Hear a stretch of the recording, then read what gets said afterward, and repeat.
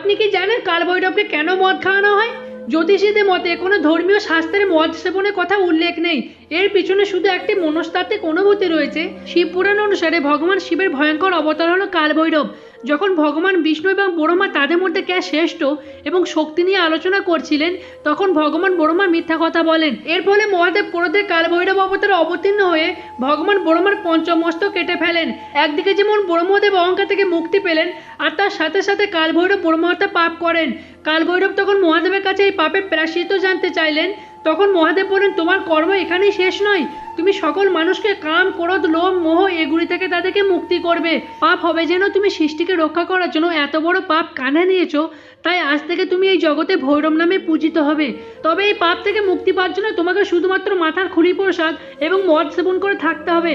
আর তখন থেকেই কালভৈরবকে মদ সেবন করানো হয়। আর বন্ধুরা, ভিডিওটি ভালো লাগলে লাইক করে কমেন্ট বক্সে হর হর মহাদেব